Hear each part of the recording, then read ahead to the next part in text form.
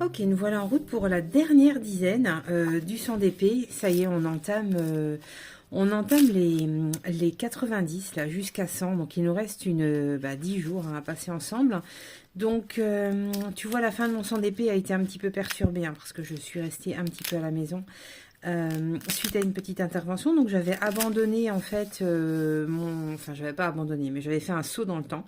J'avais fait cette page 74 et puis comme j'étais un peu coincée à la maison, j'étais passée directement à la page 81 où j'avais travaillé avec du feutre directement sur mes portraits.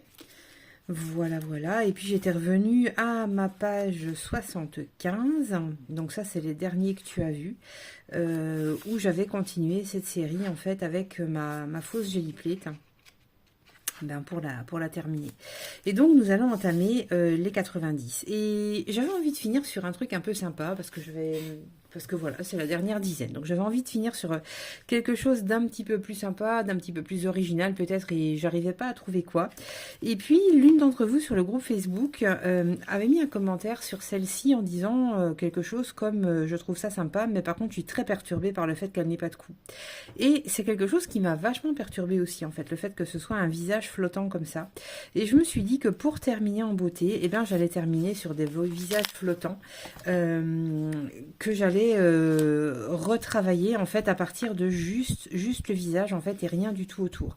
Et je ne suis même pas persuadée que je vais venir travailler carrément sur le visage en réalité, mais peut-être que je vais travailler autour du visage, je sais pas encore trop parce que tu sais là je commence ma série donc je n'ai pas encore vraiment déterminé réellement ce que j'avais envie de faire, mais ce qui est sûr c'est que je ne veux laisser sur ma page que le visage débarrassé de tout le reste. Parce que, effectivement, il y avait ce côté un petit peu gênant d'avoir ce visage qui flottait là, sans cou, sans rien. Et je me suis dit, s'il y a un truc gênant, c'est que c'est quelque chose d'intéressant à explorer.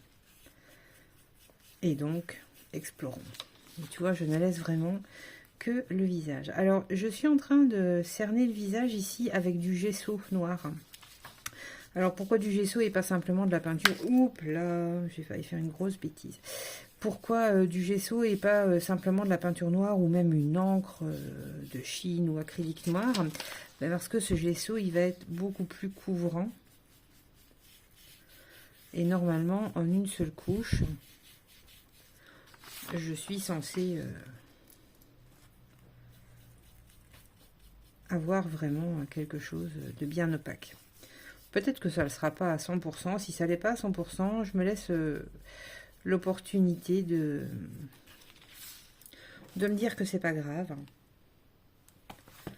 Et de laisser quelques reliefs du fond si toutefois ça arrivait. Mais je pense que ça va être pas mal opaque, d'autant que je pars d'une photo noir et blanc. Donc voilà. Ok, et tu vois, je remplis vraiment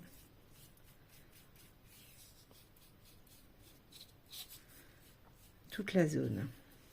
Et je vais laisser sécher ça comme ça. Et une fois que ce sera sec, je pourrai le déchirer à la taille en fait qui va rentrer dans mon carnet correctement. Mais par contre, je vais le laisser sécher un petit peu en attendant parce que j'ai pas envie que ce soit, que je l'abîme en le déchirant ou de m'en mettre plein les doigts, bien entendu. Ce serait pas super cool. Donc voilà, je laisse ça sécher tranquille. Ok, donc tu vois là, ça a l'air bien sec, donc je vais venir déchirer.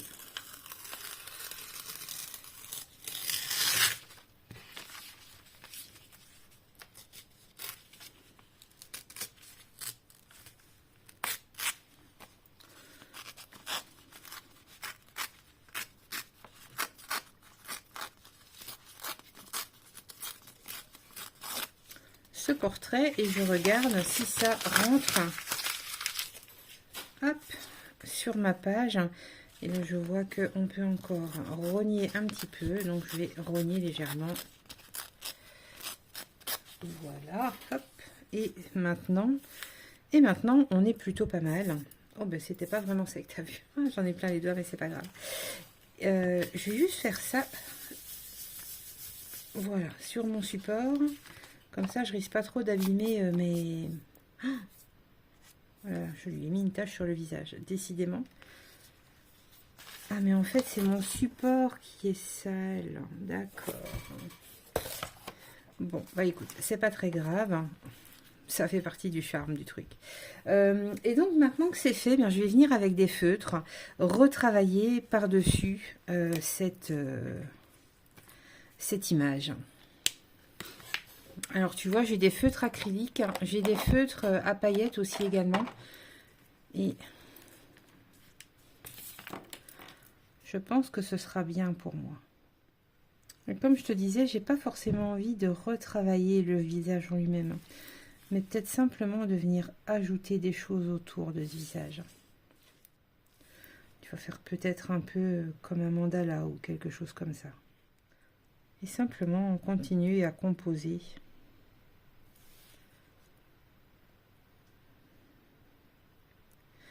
Autour de ce visage un peu comme ça vient, et puis voir où ça nous mène, comme d'habitude. Et donc, comme je te disais, eh bien, on est dans la dernière ligne droite de ce 100 d'épée. Dans 10 jours, hein, c'est fini. Je ne sais pas comment tu te sens à l'approche en fait de la fin de l'expérience. Souvent, on a comme une petite nostalgie qui commence à s'installer, voire même parfois un petit coup de déprime, parce que d'une part, on s'est tenu en fait à créer pendant ces 100 jours et on a la peur de ne pas réussir à poursuivre parce qu'il n'y a plus de défis en cours. Parfois, on se demande si on va être assez motivé, assez forte nous-mêmes pour pouvoir continuer.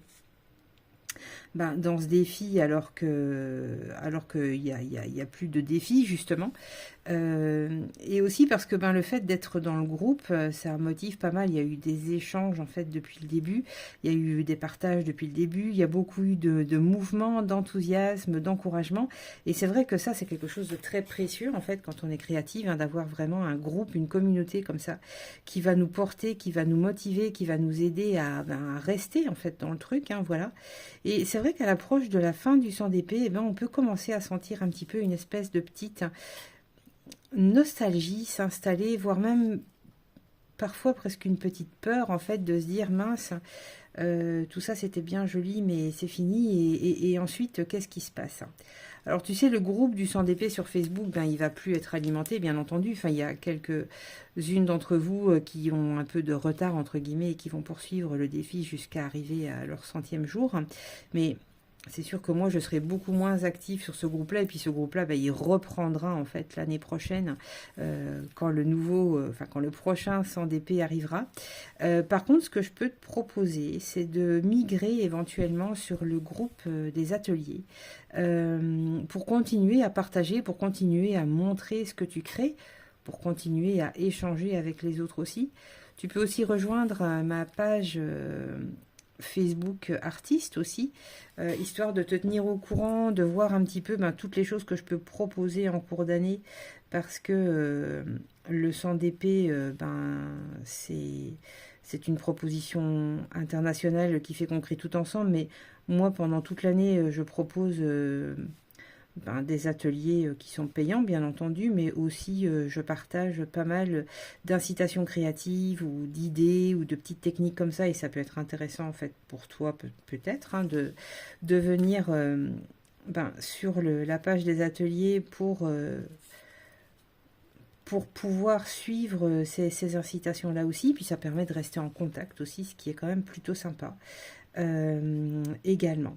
En tout cas, ce qui est sûr, c'est que si tu es arrivé jusqu'ici, jusqu'à ce 100e jour de 100 d'épée, c'est que, à n'en pas douter, tu as une bonne réserve créative et tu es capable de continuer même en dehors de ce défi. Donc surtout, ne te dis pas que tout est fini, parce que c'est pas vrai en fait. Il te reste encore plein de choses à créer, plein de choses à faire.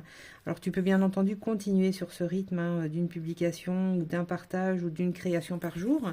Tu peux aussi t'éloigner de ça et puis partir sur quelque chose de moins rythmé, on va dire.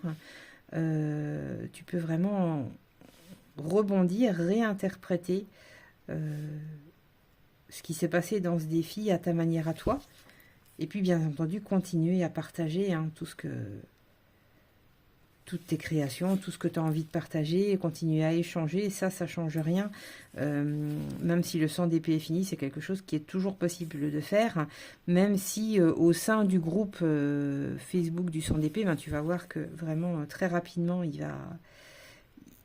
va être mis en sommeil en quelque sorte, quoi. Voilà. Mais ça n'empêche que il est quand même possible de partager les choses autrement. Si on en a la volonté, il n'y a aucun souci.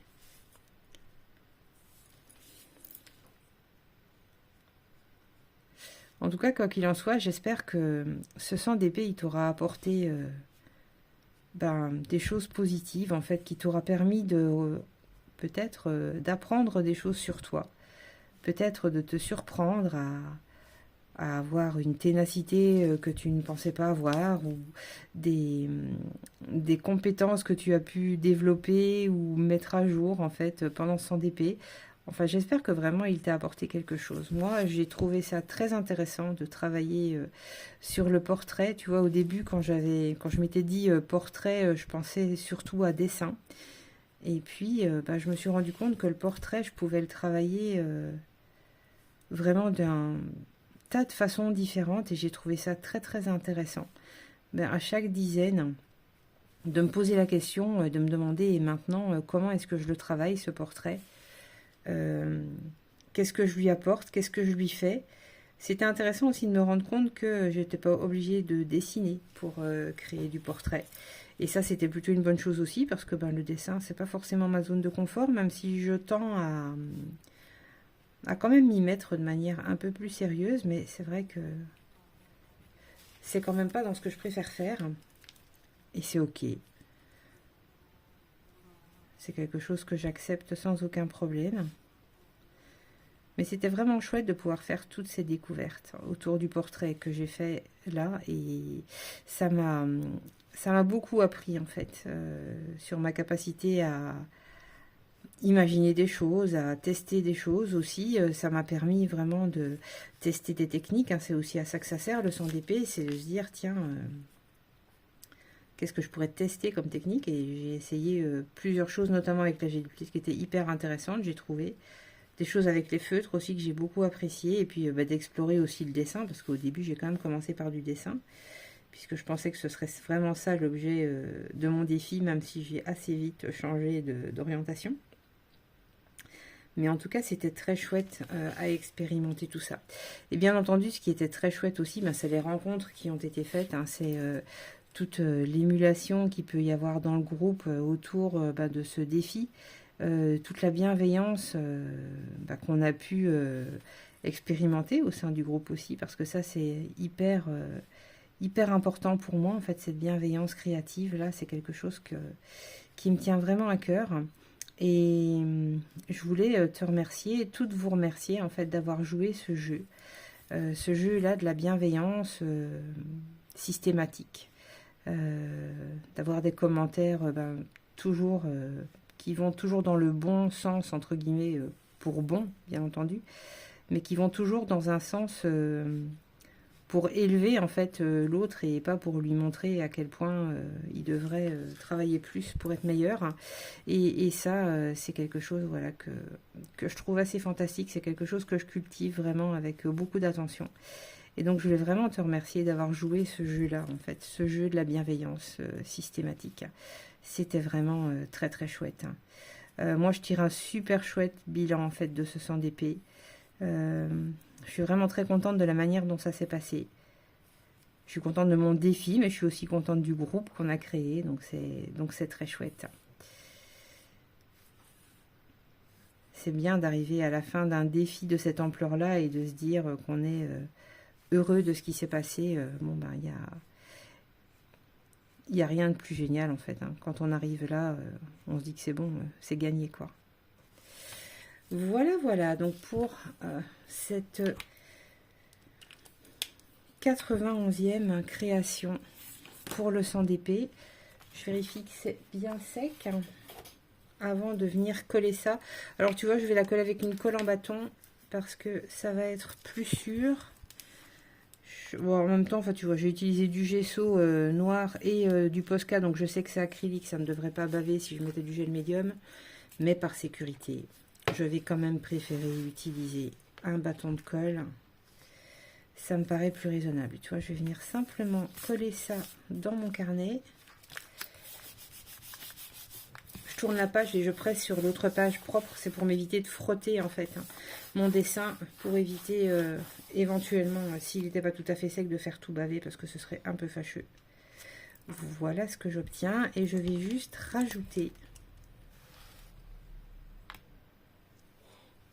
le numéro du jour en bas à droite comme d'habitude et en rester là pour aujourd'hui. Voilà, donc voici mon 91e jour.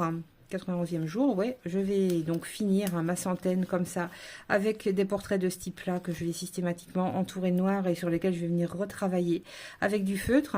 Je te souhaite une bonne dernière dizaine également, on se retrouvera à la fin pour faire un petit bilan, je pense, mais d'ici là, profite encore à fond, en fait, de ces 10 jours qui restent. C'est la dernière ligne droite, mais ça n'empêche que c'est quand même que du bonheur, donc il faut en profiter tant que c'est possible, et puis ensuite on se dira à l'année prochaine pour repartir pour un prochain sans d'épée.